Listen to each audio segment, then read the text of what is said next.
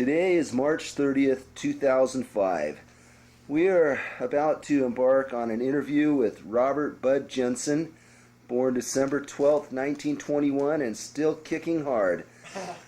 So sit back and enjoy the interview. It's always fun when you talk to Bud.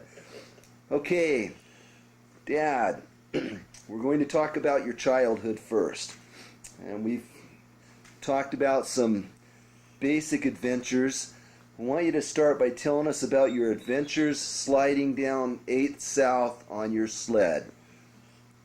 What do you remember about that? Just remember that I got down there safe and sound, scared to death. Well, there was nothing out there, but just there's just a lot of straight road. I thought, oh boy, take off.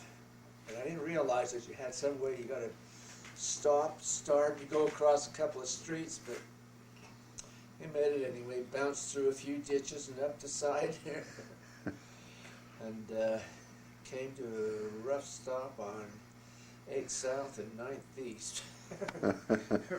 Which is, well, that's 2 big blocks, but I mean, there was nothing out there but just straight hills and a few cars coming in from the sides. And, well, okay. We got on it and went after it. Okay. Tell us about your adventures at Liberty Park and ice skating specifically. The time that you met the water. Well, Liberty Park was a great adventure for me. The pond, it was covered over with ice, is where I thought I knew all about it, because that's where I used to work with the putting out the rowboats and things like that. Of course, I was just a little kid, but anyway, I got the skates on. I used to go over there all the time, and we were skating on this ice and racing for the goal to slam the puck in the goal. And I did, but I also slammed myself flying into the water. That was a frantic thing. I didn't know what to do, so everybody, all the guys were dragging at me, trying to get me out of the water, which I did. I got out. I didn't stop for anything else. I just turned down to the land, and I ran over and on my skates, and I got running down the road through the middle of Liberty Park with my skates on and myself wet.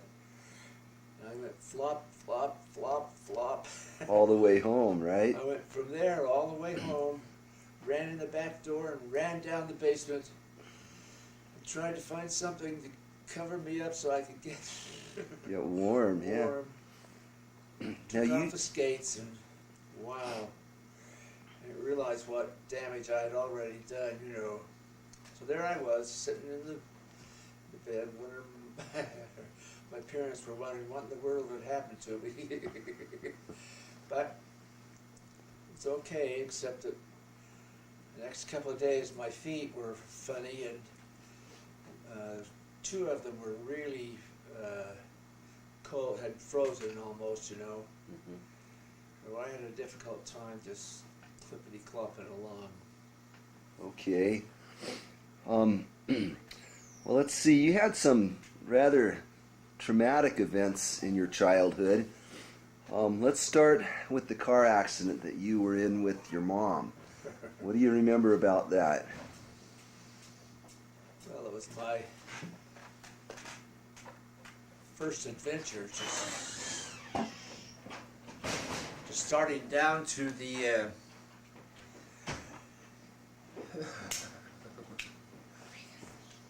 to golf courses. I was really young, little kid, but my mother wasn't letting me have any part of that, and I was sitting in the car with her, and in the front seat, no seat belt, no nothing. And as we left the golf course, we ran across a pair of big streetcar tracks. And when we did, there was somebody else coming down right straight at us. So my mother tried to miss him, and we got hit on one side. She turned, and we ran over into the curb, and I went through the front windshield.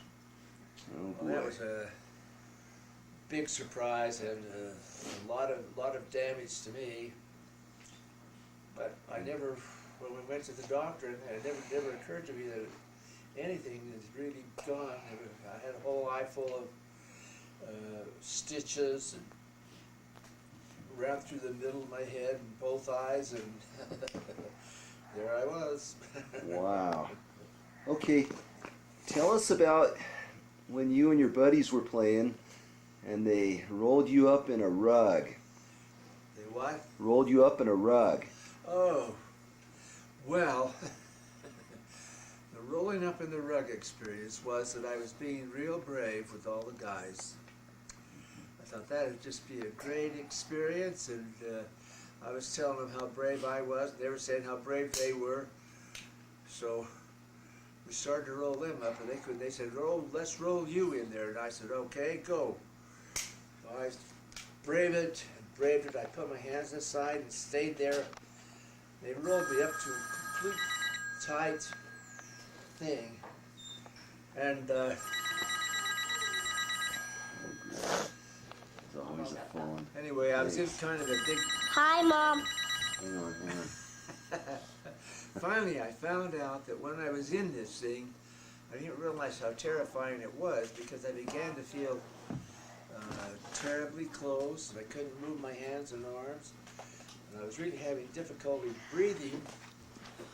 So I was there, I was really getting kind of frantic, and I was yelling out to everybody. Those guys had left just to go leave me in there for a while. Well, they left me, and I yelled and screamed. I couldn't get the thing unrolled. And finally, Mrs. Davis, who was the mother of one of the boys, came out and rolled me out of the rug, and I was in tears, shaking and crying. Yeah.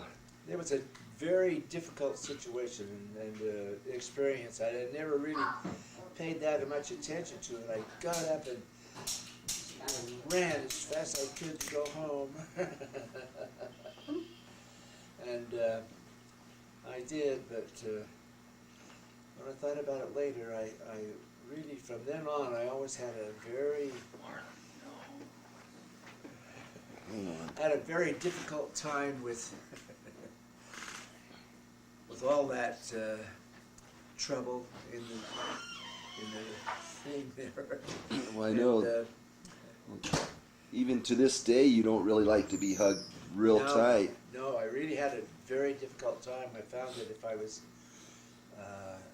locked up or changed like that, or I really got out of things very quickly because I just couldn't stand that. And, finally realized that all of it was from that experience. So Okay. even when I went to get a medical support for my back and things, they put it on, and I almost ripped it off as fast as I could because I couldn't. Just because of the... Yeah, it was... Wow. Okay. Let's see. Anything else you want to tell us? Oh, wait a minute. There's one more story. This goes along with your great sense of humor you've had through your whole life. And you're just such a happy guy. Tell us about the time that you just, I believe you dipped the girl's hair in the inkwell in the back and then started giggling and couldn't stop. Tell us about that and what happened. Yeah, well, I was very interested in being annoying to all the little girls over there. So I took her hair and I dipped it into the little inkwell in the back. And it went all over her. And I was sitting there trying to play a straight face, but then I started to laugh. It was the funniest thing that I thought had ever happened. They were all looking around, and everybody was laughing, and I was laughing. And that didn't come out that good after all, you know. My mother had to come up and rescue me. They were had blocked me, had taken me right out of class and made me stand out in the hallway. You're out of here, Jenson. It was fun. Okay. I'm going to hit her. Okay, go. My friend and I. Well, my friend and I, Al Jones. we were out at the golf course from morning till night every day at Forestdale. And he and I would play. We'd play golf when we got a chance. We'd caddy, and we're just really a part of it. But one day we were out there playing, and we played with some of the other guys before, and we had played for 10 cents or something like that, you know. Well, here were two guys standing on the side.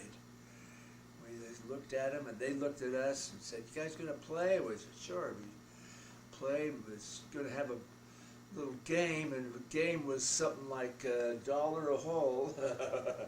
Neither one of us had more than 50 cents. But we thought, oh, hey, these old guys, we could clean them right now, you know. But anyway, we played, and we were having a very difficult time all the way around. We got in, and we owed them some money. We said, "We don't have any." We said, "We're going to call the cops, you know, because they were really getting tough. They were acting like they were criminals. I think they were just putting us through this, you know." The guy said, "Well, just stay on this bench and don't move," he said, you know. And he acted like he had a gun in his pocket. And we said, "Oh, yeah, we're going to stay right there." Oh, well, anyway, finally we got that squared away, and the guys left, and you know, and that was about it. Well, Okay. we never did get over that one, because every time we came, we'd be looking around to see if they were there. Okay. Well, moving ahead, tell us about your days as a youth tormenting the alligators at Liberty Park. Well, it brings a laugh, but I realize how simply foolish that was. There were a couple of small ones. You know, they looked small, but there were a couple of big ones too. But we never realized that alligators were something else. So it was a brave act. The guys would say, "You go over." I'd say, "No, you go over." I'd say, "Well, okay, I'll go over."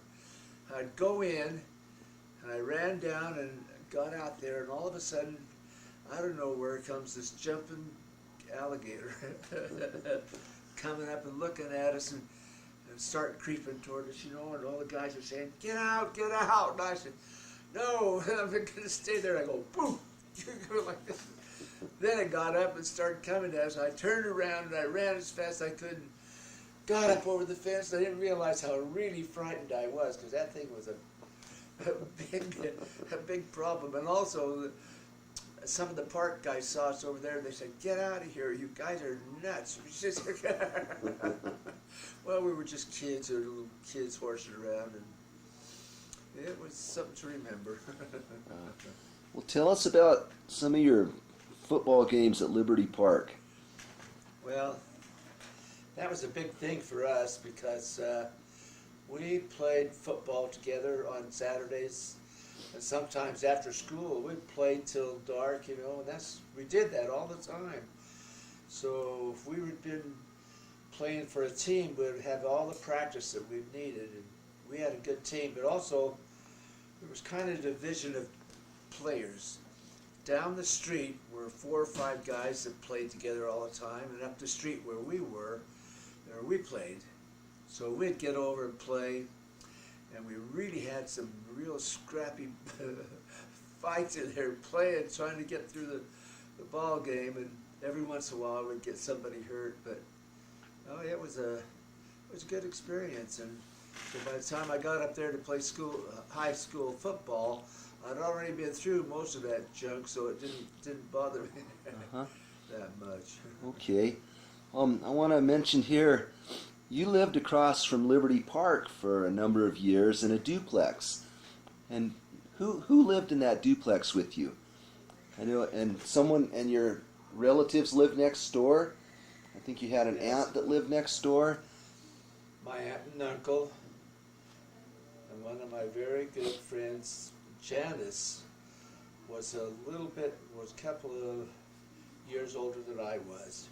Mm-hmm. She was there, and so she just kind of teased me along all the time. I was trying to get them to give me But the funny thing was about it, I was the only guy. All the girls were meeting over there all the time, including my sisters and that. And I was the only guy around, so I was really kind of an outcast. But I hear you got back. I hear you were quite the tease yourself. Yeah, I used to tease them all the time. And I'd get up and I climbed up on the roof one time and I was waving at them and I was saying, "Yoo-hoo, look at me, I'm going to jump across here." And they said, "No, no, don't jump, you know. I says, "It's nothing." I got back and I ran down the roof and took a jump across. And then I realized it was a lot farther than I thought. But I did land a foot on it and I got up. I thought, am I going nuts or something's running down? Oh, that's anyway, funny. It was a good experience. Hey, while we're talking about the duplex, let's talk. We're going to jump ahead just a minute. Tell us about the piano tuner. One night or one early morning when you were trying to sleep in, what happened? Bing, bing, bing, bing. Bing, bing, bing, bing. Bing, bing. I thought, oh, those girls are up there pounding that piano again. I goes, bing, bing, bing. Finally, I ran up and I said, "Stop, what are you doing?" Who was it? I'm repairing the piano. Okay. Well, let's see. We're going to jump ahead now to some of the fun times you had cruising on State Street and crashing wedding receptions. What did I do on State Street? Cruising up and down the street. Oh, yeah. With tell us about the day old pies that you used to buy for a nickel and what you used to do with those. We'd get together and we'd buy the old pies, and we had a car, and we'd drive by and we'd say, "Oh, hello over there." Guy'd stick his head out and we'd go splot. We threw a pie at him, you know, and so then we'd tear around and go other places, you know, get away, and then we'd come up the other side and do the same thing again. And if we ever saw any opportunity for anybody, we gave them a pie right on the head or anything. Now, you were telling me that this one guy really got irate and followed you all over town. Yeah, we had that a couple of times there. He got so mad, he got right behind us and was yelling at us. And so we drove like crazy, going around places and up alleys and back and forth and get out of the way. Uh-huh. That was about it. He never did catch us. Well, that's good. Okay. Let's see. Okay, next I want you to tell us about the wedding receptions that you used to crash. These are people that you didn't know, but you guys would go in and tell us about that. Well, like weekends, you know, none of us had any money to go anywhere or to do anything, and so we just kind of got together, and finally we saw this house that had a big bunch of people, and we thought, oh, we know them, and this is having a wedding, you know, so we straightened up and marched over, we went in there and coming through the line, and there was, we thought, what are they doing, you know, we went through and met people and they looked at us like we were nuts, you know. Finally the mother came and got us and let us out the door. But the other one was we ran up and go see some of the kids we knew at school, and we knocked on this girl's door, you know, and thought, well, we're getting ready to go, and someone opened the door and said, well, she's here, just a minute and I'll get her. So they went to get her, and we saw a pack of flowers on the little dresser in the middle, and so we said, get the flowers. So we did, we grabbed the flowers and went like that. When she came in, we always said, well, we just came over to say hello to you. And we gave her the flowers that were already there. Oh, that's funny. Oh, it wasn't bad. Oh, good. Okay, I'm going to go. Dad, tell us about your college days, the fraternities, the fight you told us that you got into. Well, During football season, there was always a bunch of hoodlums running around and bothering everybody and throwing stuff on the fraternity porch and all that things. And a couple of us were walking down the street, and we came to the Sigma Chi house, and out in front of the Sigma Chi house, there were a whole bunch of guys from Colorado who were really making a big problem. And so we marched down there, and they were getting kind of tough with us, but we didn't give any way. And finally, the guy took a swing at me, and I hit him back, and then we got all the others. They came over jumping in there, and we were throwing guys into the cars and checking them out and running all over. Finally, we had a big laugh, and somebody got everybody together and pulled them out of there, you know, so we didn't have any more problems that way. But so that was, you know, one of those fun times. Sounds like you knew how to take care of yourself.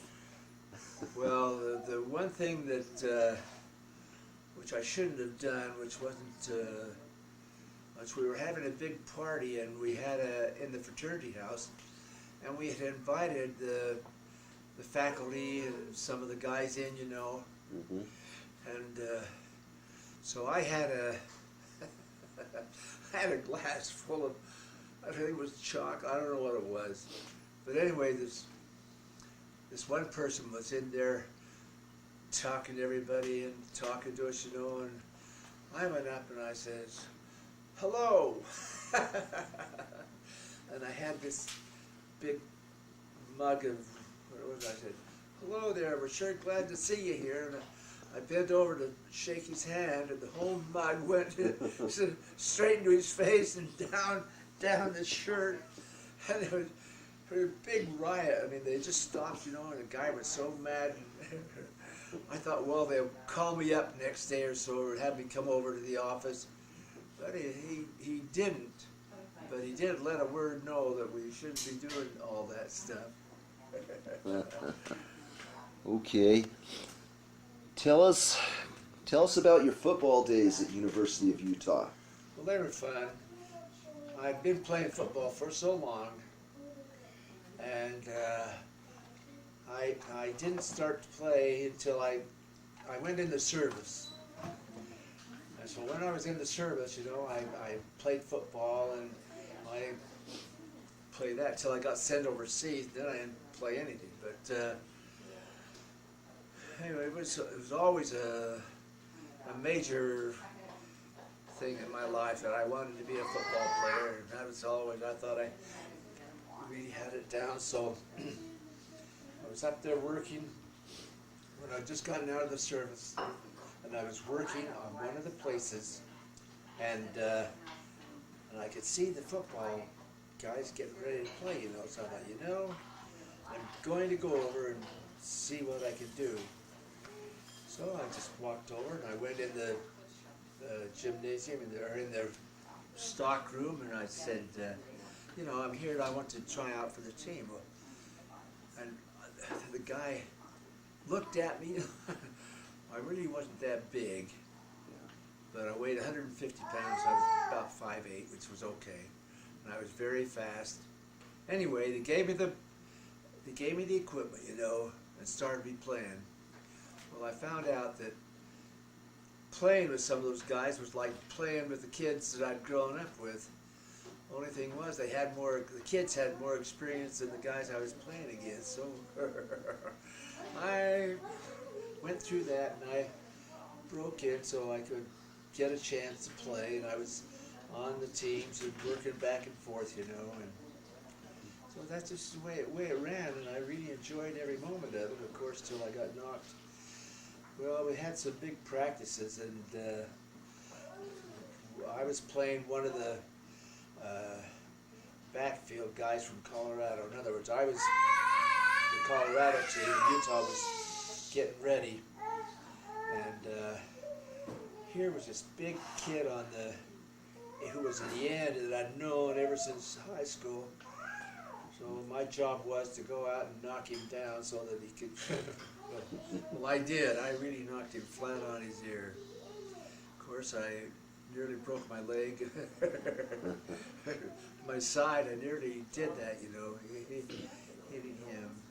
But prior to that, I'd had a chance to do all kinds of things like following up on plays, you know, and doing things. And they brought the Aggie team up one time. We played all the reserves, and then we brought the BYU team in, and we played that, you know. So it was a great experience for me, except that I couldn't walk after that, and it was a very difficult time. Tell us about your operation on your leg that you had to have, and how you felt about that, and what the doctor said to you. Fortunately, the Veterans Administration was around, and I was able to go over there because of the service that I'd had, and they were doing it. And I didn't know if those guys were putting me on or not. They told me that we might have to take your leg off, you know. I thought, oh, don't do that, you know. But there I was, stretched out on the table, and they were checking it over. And said, all right, let's get ready and take him in there, you know. And I thought, don't cut my leg off. Well, they didn't. But I really had a difficult time walking from then on, and a lot of problems that way. I could still play golf, except that that leg would be a problem to me all the time, you know. So that's just one of the things. Yeah. Okay. Dad, tell us about before the war and getting ready to go to war, and how give us some of your feelings about that time in history and how you felt about it. Well, yeah, it was really a sudden shock to us. Never thought much about it, you know. There was always a war in Europe and things like that, but you never thought about ourselves being in it. And so I was working in a service station between classes and stuff like that. It's the only way I kept earned enough money to stay in school. And you know, it was a lot of fun. But when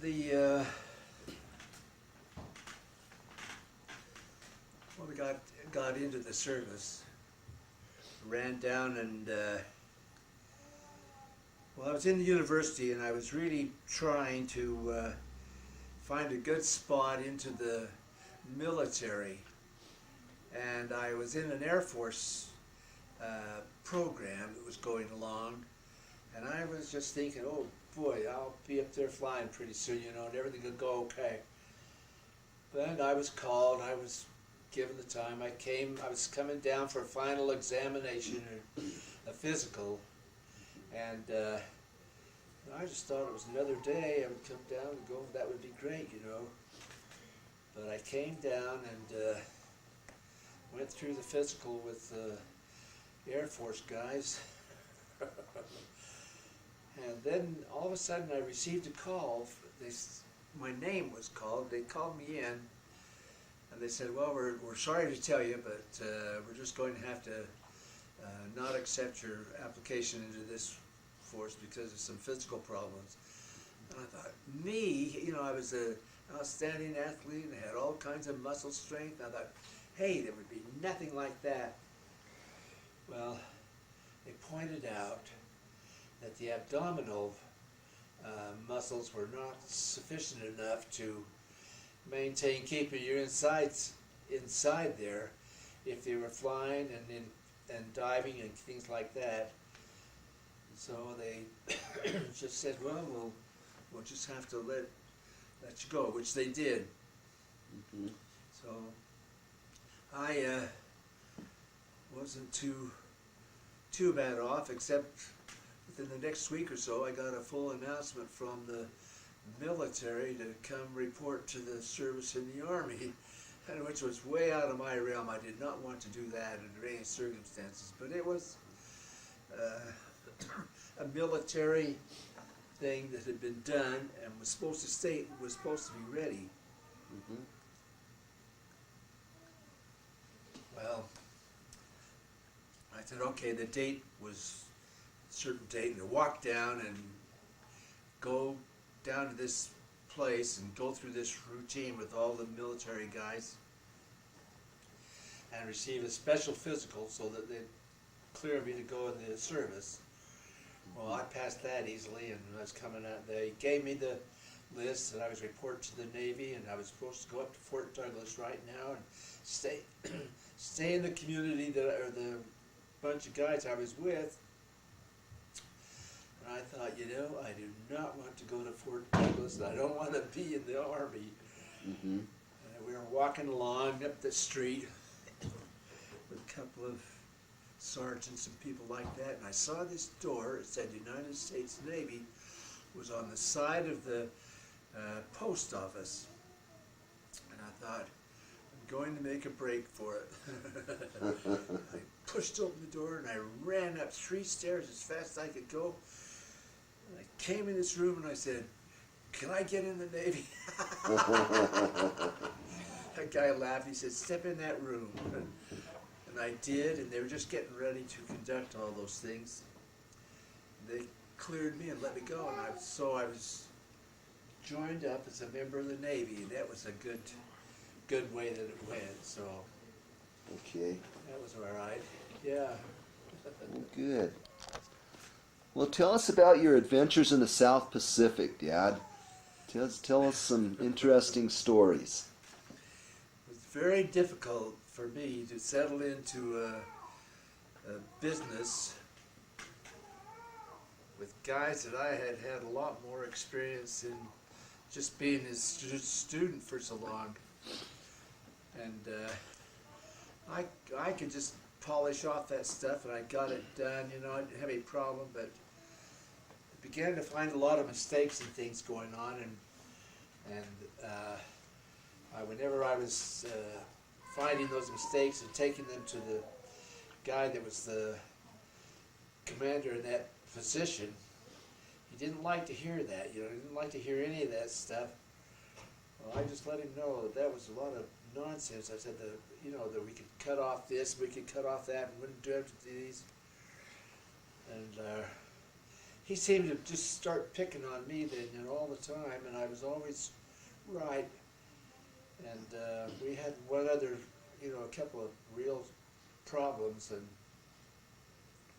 came in one day and he said, "I've had just about enough from you," and he said, "You can just pack your gear, you're leaving here. You just go down to the port." And he said, "I've arranged for your departure." He said, we just had enough." I said, "What?" He said, "Just because you can't fit in here," he said, "we're just not going to take any more of this." So I said, "Well, okay." And I picked up my gear and took it, put all my stuff together, and got it into a bag. And I was supposed to go down and sit by this place until the military picked me up, put me on this ship for somewhere out in the Pacific, in Italy or somewhere like that.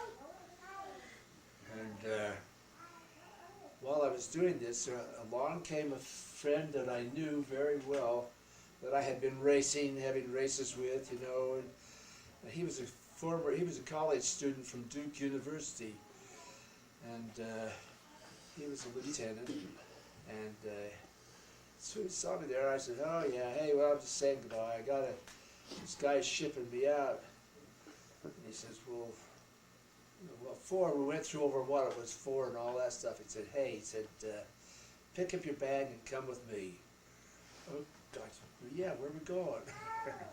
Well, he was in charge of the officers' club and the military thing, where all of the supplies and the special materials and things were supplied for the ships that were out in the harbor. So you just couldn't come in and get them. He wanted to have somebody that had some sense, I guess, and really play that part. You just don't give him anything unless they have a signature signed by these people. Well, I thought, oh, that would just be a piece of cake. Anyway, it didn't come out that way. I was working in there, and every once in a while I'd get somebody come in, a whole crew of officers would come in and say, well, we're here to pick up 20 gallons of this and that and all these things. And I said, okay, give me your, where's your letter, you know? What do you mean, where's our letter? We don't need a letter. He said, I'm one of these officers on the ship. And I said, that's okay. Show me your letter. And he didn't have it, you know. I said, well, then there's nothing leaving, nothing's going out until you do get it, you know. So he was really irate and he left in a thump. But that's the way it was almost every day. I had to check him out to go by there, you know. But then in this place where we ran the, where we had most of the alcohol and things, the day before a ship had been shot up and beaten and burned, and half the crew were just hanging around. And up there came 2 or 3 guys that really looked like they had gone through the world's worst. And they got hold of me and they said, can you fix us up with a few bottles of booze? I looked at him, you know, I thought, how could I do that, you know? And he said, I know, we don't have any authority to get it. He said, there's no way we're going to get it. He said, couldn't you just get us a couple that we could take right now? I said, well, I kept thinking, the reason they put me on this motion was that I was an LDS guy who was straight honest, straight upward honest, and never moved.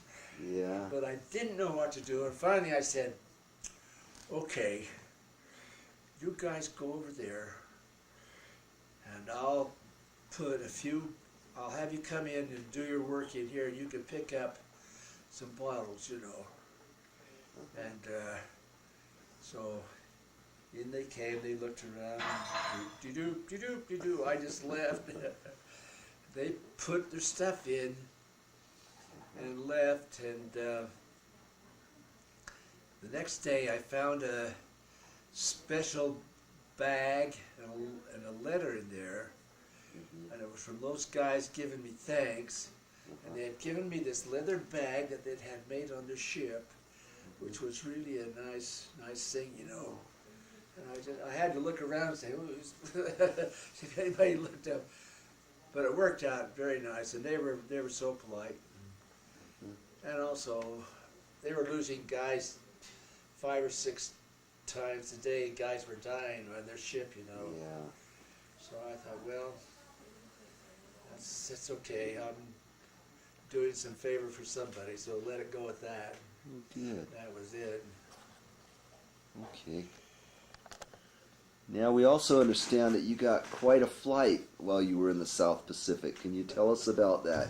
Yeah, that was really fun. Well, all the military planes were on the base right next to us, and there were 2 officers that came to the officers club all the time, and they were trying to strike a deal with me so that they could get some booze, and I told them, no, you couldn't do that. You'd have to bring your letter, your special letter. They got a special letter, and I did get them the asylum, which I was authorized to do. And they said, well, you want to go for flight sometime, just let us know. So I did. I let them know. I said, oh, hey, how about that? I'd really like to go on a flight. Well, they left me a note, said, report tomorrow about noon. He said, we'll give you a flight. So I go down there, and here's this Navy fighter plane, and it was with all the arms aboard it, front and back, and side. And he said, well, just come on in. He said, you jump out in the back here where this gun is. He says, I don't think you'll have to shoot it. He said, but just stay in there, locked in. We started out, and there was something else taking off in that aircraft, because he was really going up in the air. And I thought, man alive, he was just saying, well, we won't shoot the guns unless I give you the motion to do so, you know. Oh, yeah, okay.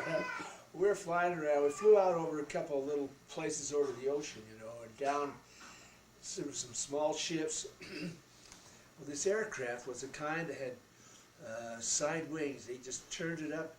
We came barreling down in along, going through, just barely off the ground. What are we doing? What are we doing? Anyway, we went through, we were out there for a half hour, 45 minutes, something like that. That was really a well done journey. It was a lot of fun, really a lot of fun. And when it came tearing back in, we landed the plane, and I sat there. And he looked at me and he says, "Well, there we are." I said, "Oh, thank you very much." That was about it for that one, but Wow. yeah. Okay. You had some really fun times in Colton. But before we talk about Colton days, I would like to know how you ended up in Colton and tell us about that adventure and how it all started. Well, it was fun. Getting to Colton wasn't a major start on my routine. I took my golf clubs, and then I gave a ride to one of the young ladies that lived nearby. She wanted to go to California, so I'd give her a ride down.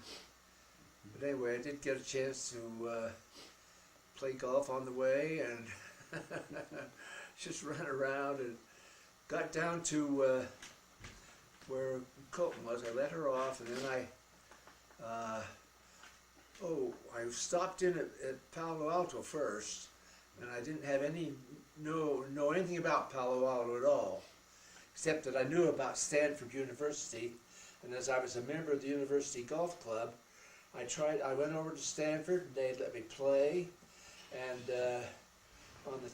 there, and I asked around how it was and everything. They thought it was fine, wonderful. But I was going down to somewhere near Los Angeles and see if I could find a job in one of the California schools. So I took off like a bird and went down there and got out on the beach, hung around on the beach. I wasn't really actively looking for a job, but I was just flying around. And finally, when I thought about it, I checked my money, and I probably had enough money to buy gas to go home. I was really, really put out about it, so I called home and told them that I was in trouble with it, and I was probably going to come home. But then I thought, well, I'll take one more chance at it, and I gave a call to the school district, and they said, well, come down, you can have an interview today at a certain amount of time when the counselor will be in there.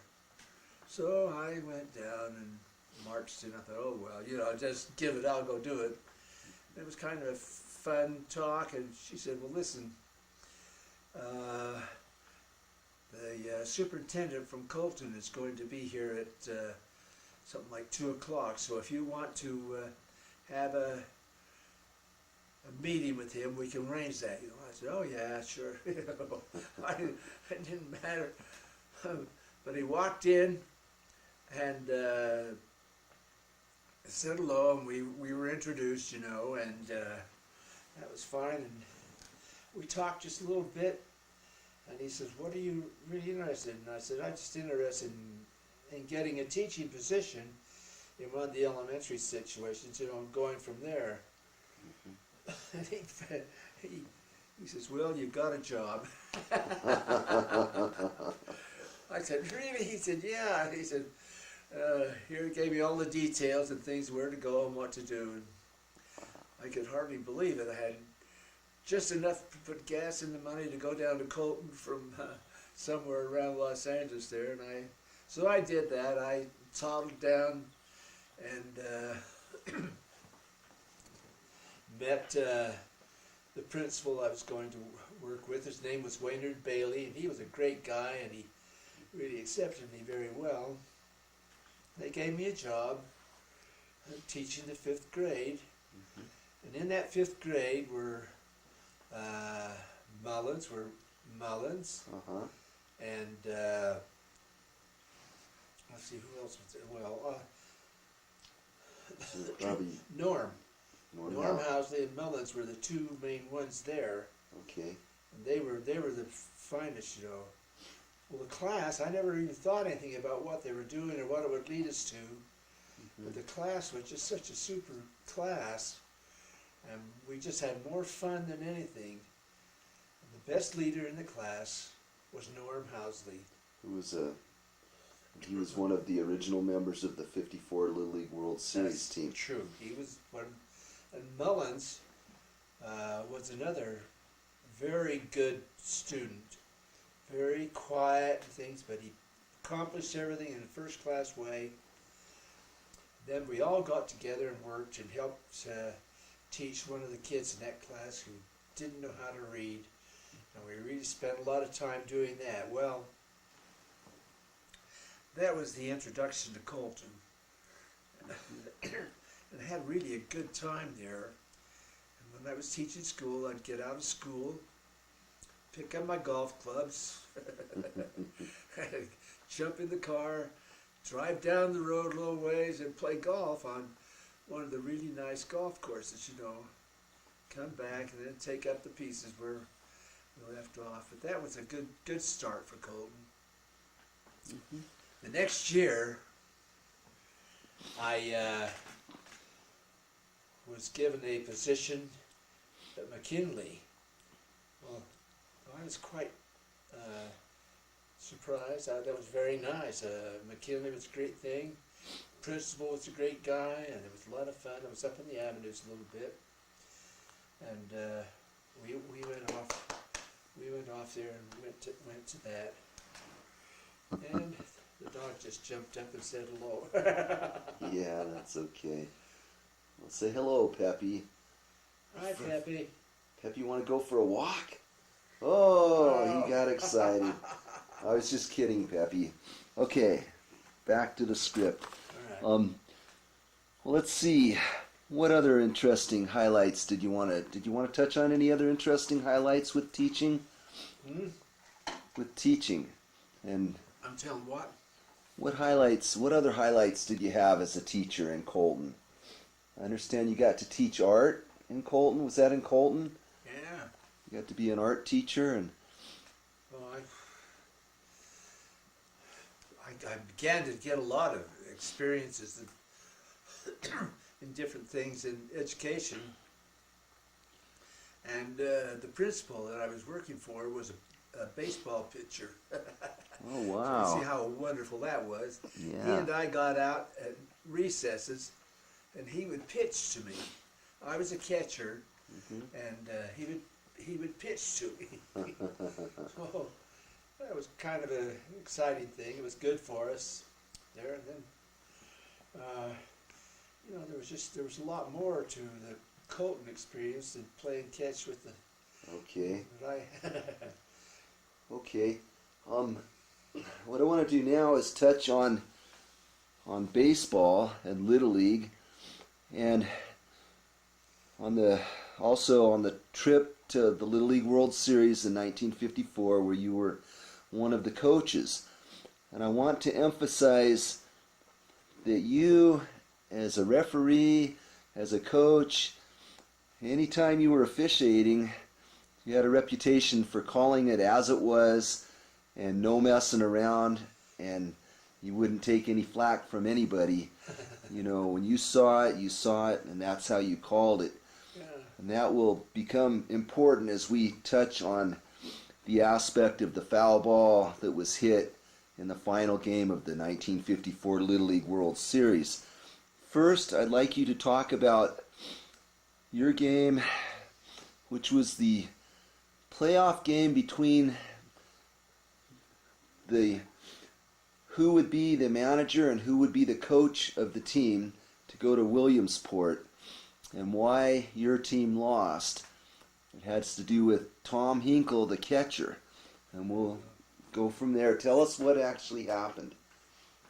What actually happened in that was that there's no doubt that we had the best ball team. We were leading all the way along. We weren't behind or anything. But it was just getting down to the situation where there was a lot of runners on the base, you know, and we were getting calls and things, and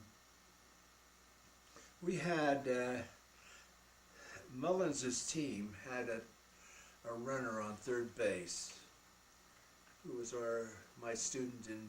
It was Mike Mullins was on third base. Yeah. He was a very fast runner, I hear. Oh, like a streak of lightning, and he was hanging on third base, and there was a weak hit to shortstop. Our shortstop gathered the ball and fired it into the home plate. And here comes Mullins. But also he had left before. He was really well on his way. And he came and he slid into home plate. Catcher had the ball and everything. The umpire immediately called him out, the runner out. But our great little catcher, not so little, Tom Hinkle, was a big guy, and he came running over and he said with all sorrow and kind of a sobbing attitude, he said, I really didn't touch him, I missed him. Well, there was a real share of honesty and fair play. You know, I hadn't heard that kind of stuff for a long time, but that fit right up my alley where I would call. I said, well, okay, you go back and tell the umpire that. We marched over, and he told the umpire that he missed the tag. And the umpire said, what did he say? He said, batter's safe. He said, safe. And that really made a big difference in the ball game. And in that same inning, they did make another run and won the game. Well, that would have, in other words, the game would have been over if he had been out, which right. It was. But anyway, it really took a lot of courage. And when he came over and marched over there and marched back and said those things, you know, that was real shock. And I'm surprised. I looked at all our ball players that were there to play, to get that win, you know. But they knew that it had been the right thing to say, was to do that. So that's good. Tom Hinkle was the star. He didn't know it, but he was. Yeah. And that was, you know, that was a story that was told to us as kids all growing up. Yeah. You know, we always, it was a thrill for Carolyn and I to get to meet Tom Hinkle at the 50th anniversary. We told him about that. And of course, Tom Hinkle's just this big, strapping, nice guy. Yeah. And it was really a pleasure to meet him and, you know, tell him about that it had meant so much to us. It had taught us, you know, along with you, saying, hey, go tell him that you missed him. Yeah. You know, with all that was on the line. You would have been the head coach. And, you know, if you would have been the head coach, the documentary film would not have been made. And That's so, right. You know, it's kind of a, and once again, I want to point out that in your life and career, you know, you've always done it for the kids, and you haven't been out for the limelight and the glory of it. It's always been for the kids. And I never gave it a thought that it would be we wouldn't be the #1 team to represent the baseball. Yeah. That was okay. I was glad. I saw Tom, and I kind of just smiled inside. Though here was a guy displaying all this confidence and the common sense honesty. Those were the facts, the figures that we had been practicing and trying to establish with kids, was to be honest with their interpretations and not be a special bunch of liars or anything else like that. We could just let it go. Well, it happens so much in today's world. You just have coaches shut up, don't say anything. Yeah. But the principles of honesty, it was taught. Okay. It was a good thing. Okay, moving on. We talked about you were able to film the documentary film about the trip to Williamsport. And what were some of your feelings on why you did that? Why I did what on the Williamsport thing? Why you took the film? What was the meaning behind that? Well, basically, I was given the position to report on the team as kind of an afterthought. Here our team finished second, and then they selected somebody to be the assistant to the coach who wasn't even in our league. And then so I was put on, okay, I'm not going to just let this go. I'll do the best I can. I'll give it a shot. So immediately I started out, I thought, I'm going to show these guys, the people that see this film, what these kids are like when they're just out there doing things and having a lot of fun. So we started out with that, and away we went. So actually, I didn't have a lot of authority as a coach on that team, but as a teacher, and their teacher, I had a lot of respect from them, and they really paid a lot of attention to me, and I made sure that we were first class and we did the right things. And I just stayed away from all the evil things and the type of things that were present, and we did the straight things as any good kids would know. So that was basically just the way we went. Okay. I want to touch on, before we get to the game, I want to touch on an interesting aspect of the whole trip and getting these kids out of Colton, California, many who had never been outside of Colton, and were traveling across the country in the mid-50s. They were able to witness a sad part of history. They were actually able to witness, the prejudice, actual prejudice. And would you tell us the story about that? I found it very intriguing, about the drinking fountains and the boys that were talking about that. Well, they were very much aware as we went across. They were like kids who say they had never seen any of these. And I made a very special point out of photographing them watching things. And when we reached Chicago, there were all those big buildings and things like that. I took pictures of the students in that element, and yet I took all the pictures around that I wanted to share with them. This is what it was like, and not to forget it. And so that's the way we went, from there. And we were realizing, first of all, that we were meeting a lot of different type of people than we'd ever seen before in our lives. And it was like a bunch of boys, let alone they hadn't stopped and looked at a building that was 10 stories high. But I didn't pay any attention to that. I took those pictures because of one thing, was to help these kids to really put things in place and do that. And they won a wonderful reception in Williamsport. By the time we got on the train again and went to Williamsport, Pennsylvania, and were met by the people there who were running this big series, they were very, very thrilled with the opportunity to be there. Okay. What? Yeah. Tell us about the drinking fountain incident also. About when the kids, when you were asking the guy, what's the deal, with because that's a very thing that they had never had to deal with the blacks having to sit in the back of the bus and having a white only and a black only drinking fountain, and remember what the boys did when they they said, well, what's the difference? And remember what the boys all went over and took a drink out of the black drinking fountain.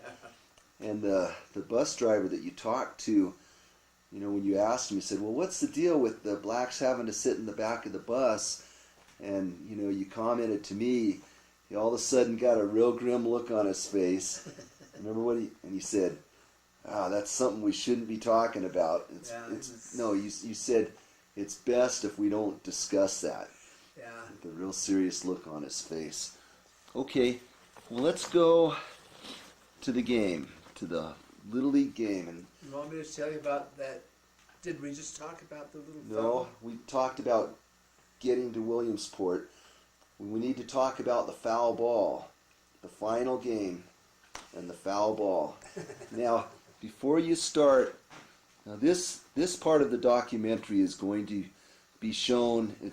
We're going to give it to there's a gentleman making a documentary film for the Poughkeepsie team, and what the controversy was that supposedly there was a foul ball. I believe it was hit by Munson. It was either Munson or one. Who was the big guy on the team? John Doty. It was either Doty or Munson. There was a foul ball that was hit over the left field fence. Now, what happened when, the Poughkeepsie team called Danny Carrasco up, and they said, well, do you have anything that you want to say to the Poughkeepsie team? And he goes, yeah. He goes, tell them at the reunion that we have a coach, one of the coaches, Bud Jenson, saw that foul ball, or saw the ball that was hit over the fence by one of our guys that would have won the game. Yeah. That was called foul, but he was up in the press box, and he distinctly remembers seeing it called, fall on the fair side of the tree. There's a tree out there, and anyway, go ahead and tell. Go ahead and tell your version of exactly where you were, and after the game where you went. You went out there and checked it. Go ahead and tell your version of that. And I just want to, go ahead. Ready? Yeah, I'm ready. Well, I was just seeing it was a tough ball game we were playing there in the finals. Really good. And I was up in the press box and had a complete view of everything all over the field. And I was taking notes and taking care of everything to keep on there. Plus the film, I was shooting the film. And finally, I think it was, I've forgotten who was hit that. Oh. It was, they know who it was. But go ahead, and one of the players cracked a ball over the left field fence. Well, in a very special time, we had a good rally, and they were hitting the ball very well. And John Doty was up, and he poked the ball over the left field fence with runners on the base. That would have sewed up things like just it would be over. Won the game. And we all looked out there, and us guys in the booth sitting up there, we got a good view straight down that line. We could see it all the way, and we thought, yowie, that thing is out of here. It's a home run. Mm-hmm. But then we started hearing that the umpire was saying, foul ball. And that was a real disaster. It was kind of tough to take. They had all the runners going, and then they had to take them all back, and that was the stuff. But no, we thought it was, and it wasn't discrediting the umpires, but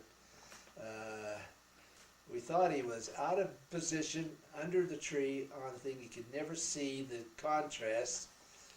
Mm-hmm. First of all, if the Little League people had put a large pole up there instead of a tree, you couldn't tell which was in and which was out. Uh-huh. But we were looking at the fence and standing there, and down shot from the above where we were announcing the game, and all of us felt like that ball was in all the way, you know.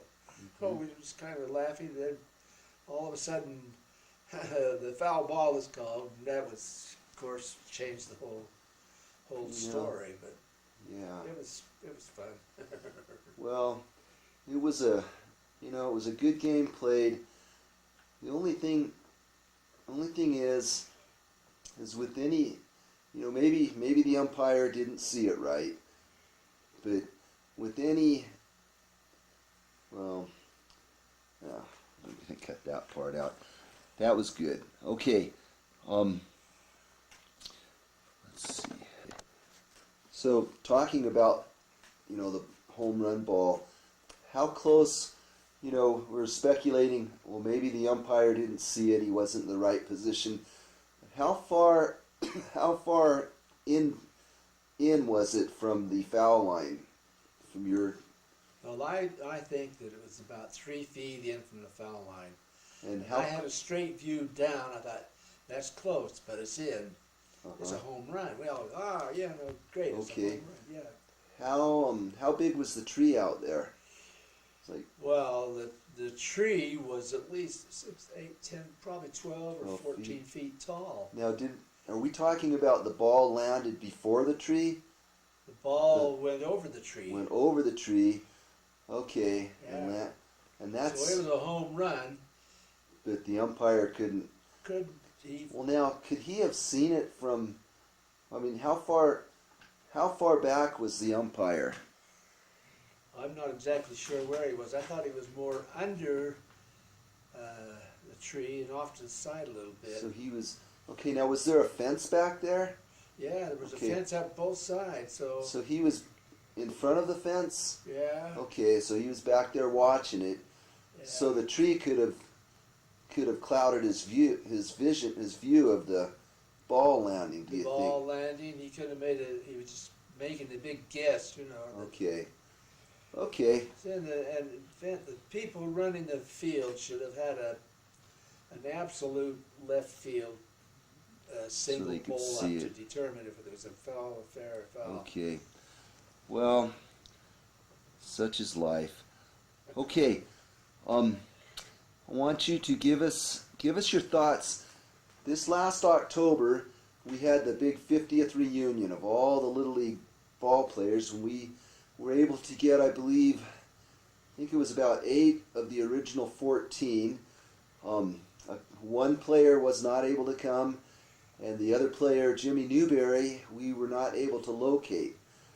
But we had this reunion. We had a bunch of people from Colton, and people that came clear back from my dad's 5th grade class, his first 5th grade class, that said, I heard you were coming to town and I had to come and see you.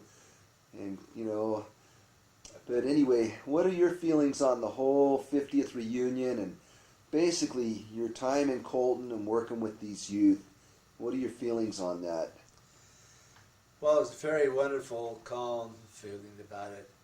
I was pleased, I was honored, and I felt so good about the kids sharing all their wonderful times with us. And whenever I met anybody from Colton, they were all just first class, coming out and being nice, And it was nice that I saw several kids from the other schools that I taught in Colton, the 2 others. And they were really, really pleasant people. And I felt too they didn't have they just felt like it was a great experience and it went off and okay, So it was a wonderful opportunity for me. I was truly appreciative of it. Okay, do you have anything you want to say? Because this part of the film, this is going to go, on our second DVD. Do you have anything you want to say to the ball players like Danny Carrasco and Jerry Magnus and these guys?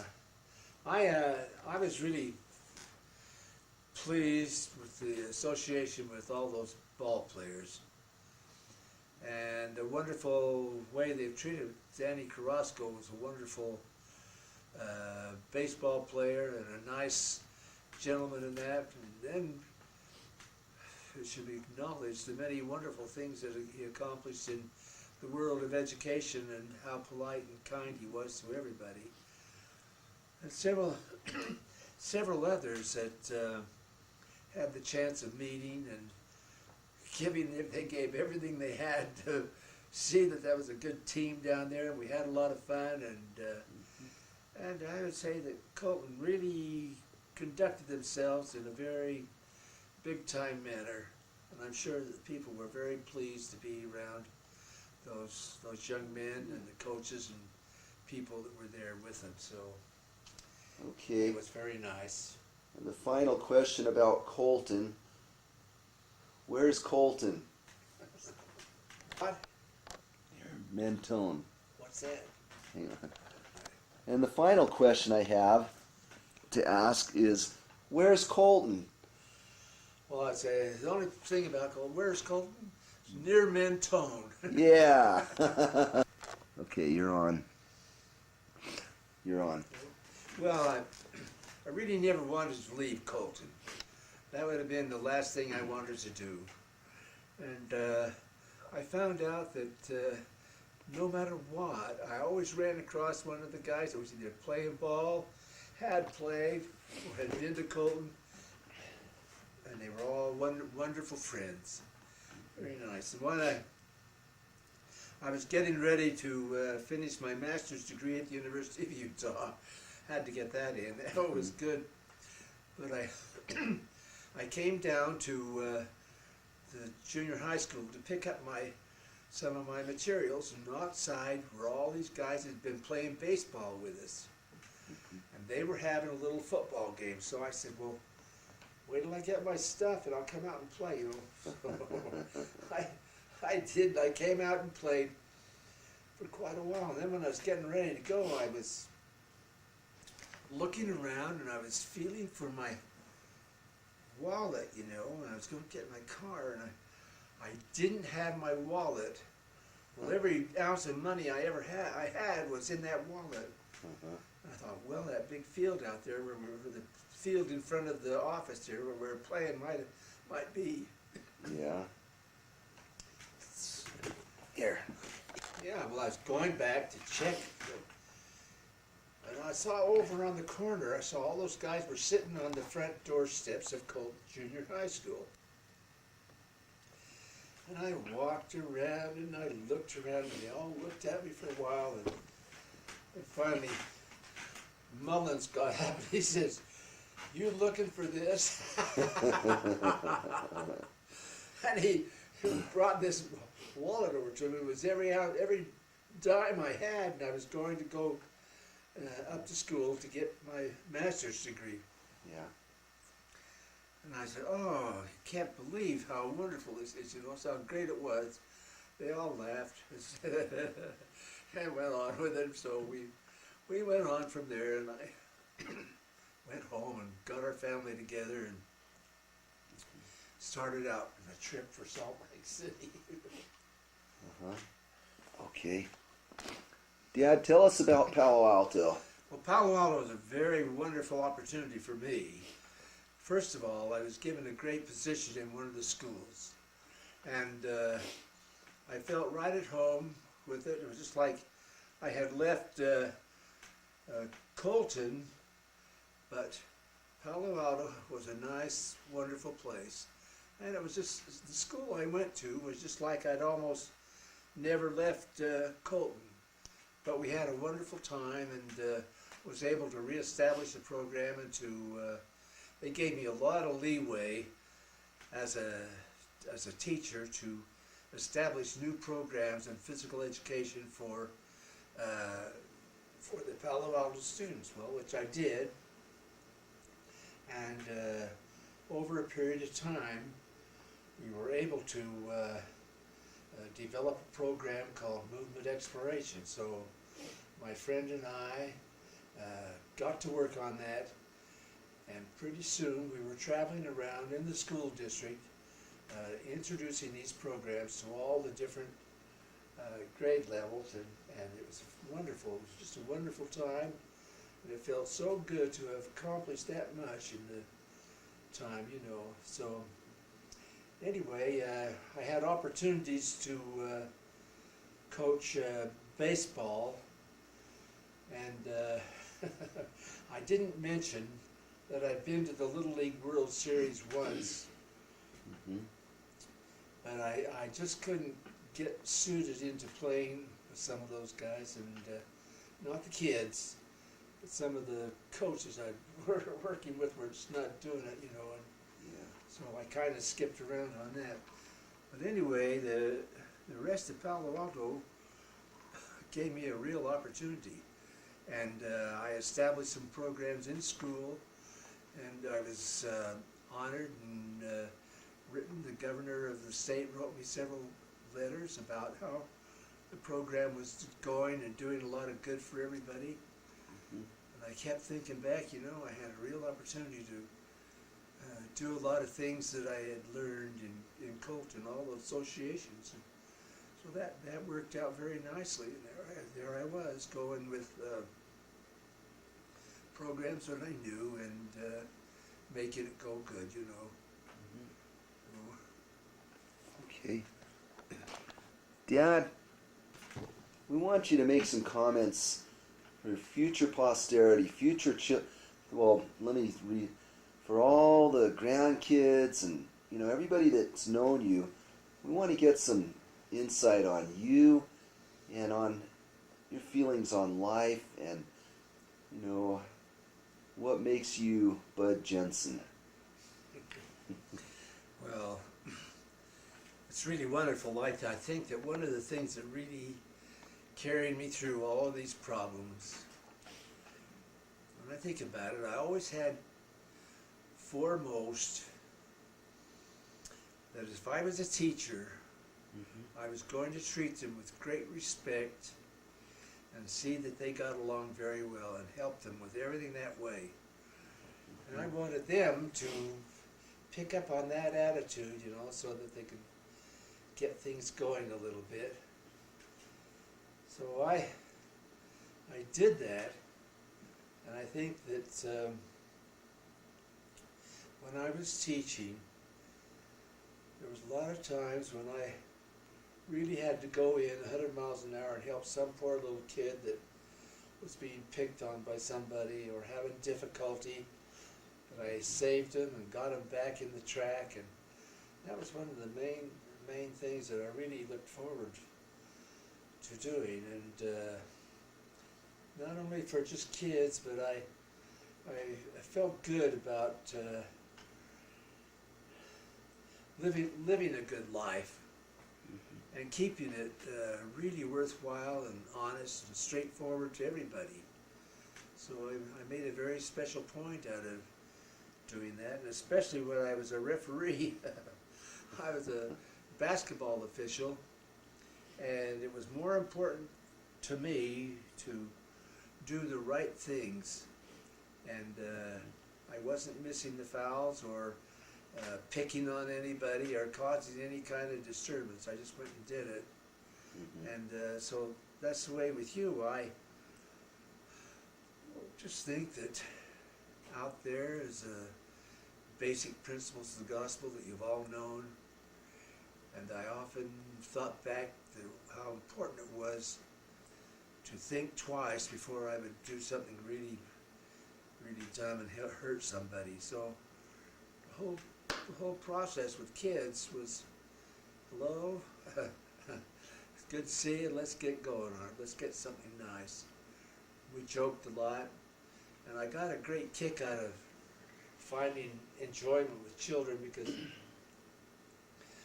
when my wife and I and the kids would go to a show in the afternoon, it was almost all the time before we got in, about 6 or 7 kids would say, "Hello, Mr. Jenson, hi," you know.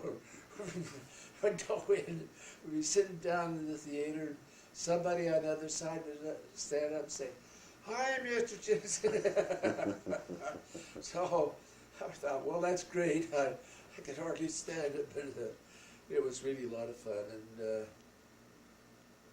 main parts of the whole plain, was following the gospel of the Jesus Christ, and know that you live those standards and you present self in that light all of the time, and it really takes a lot of courage to keep it going. But that's what I did. Good. Well, thank you very much, Dad. And this has been a lot of fun for me also to do this. And so, with that final thought, I think we're going to go over and out. Over and out. Great.